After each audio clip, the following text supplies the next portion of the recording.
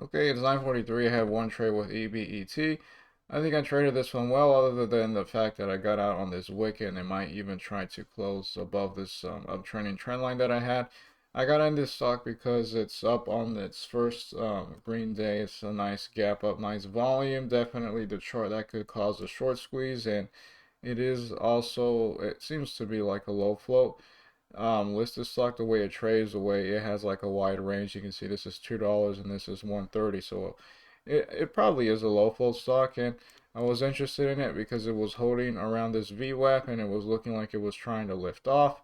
And this time I traded it properly. It had a right risk level, which was VWAP and the bottom of this wick. I thought worst case scenario, it breaks VWAP right here, breaks the wick, and then I'll be cutting the trade. I'm not really too sure if I were to have cut it, if it immediately breaks the wick right here, or if it's something where if it just opens and closes under the wick, I'll be out. I'm pretty sure if it just would have broken VWAP and then the wick would have gone out. But I did buy 50 shares at 939, which was right here. Yeah, 939 at 180.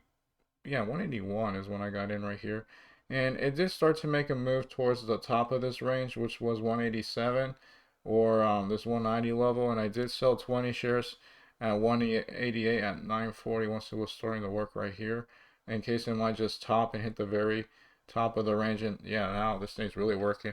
Yeah, I feel dumb for that last sell. And then I sold 10 shares at 199 and a half at 941 right here, just in case it might not be able to break above $2. So I sold a piece there.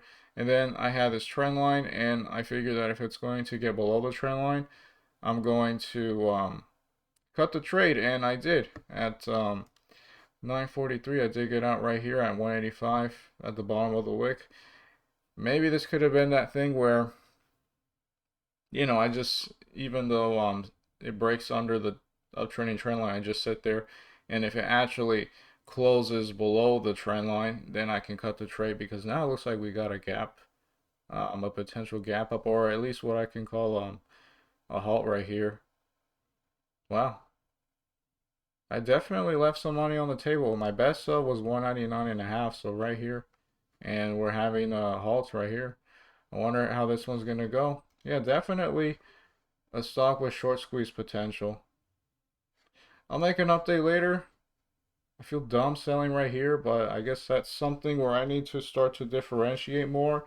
If my risk level is something where I cut if it breaks below it immediately, or if it's something that gets below and then it opens and closes another candle below that level. That's it for right now. I'll make an update later. Okay, it's 10:56 p.m. and I'm here to call it off. Overall, I'm going to be up on the day $4, 22 cents. And since it's been a while since I went over any trades on Fidelity, I haven't traded on Fidelity in a while, since I've just been looking at listed stocks. I'm going to start showing my balance on my Schwab account just to show the transparency there. And it was that trade right here with EBET that did work out.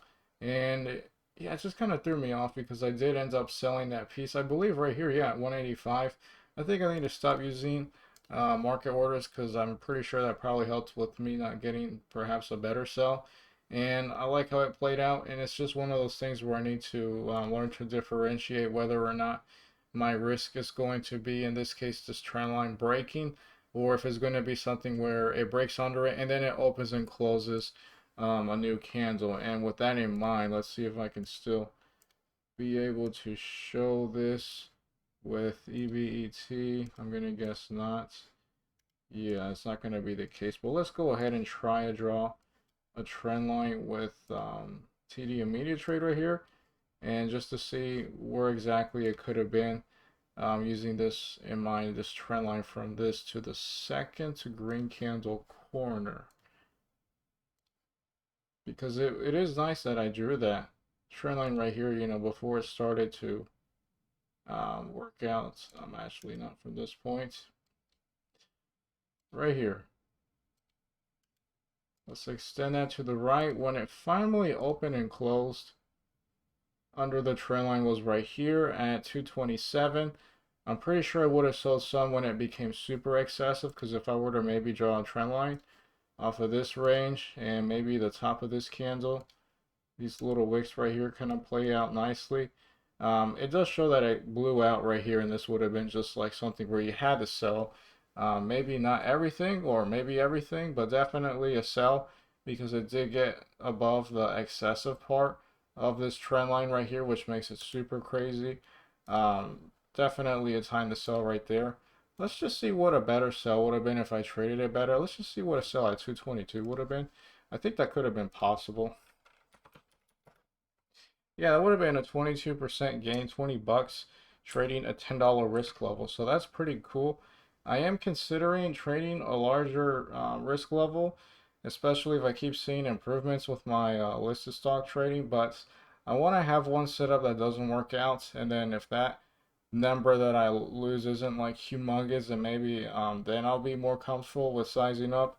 Um, just want to, not go too crazy, but I am happy with all of the setups that are happening right now in the markets. This one was impressive.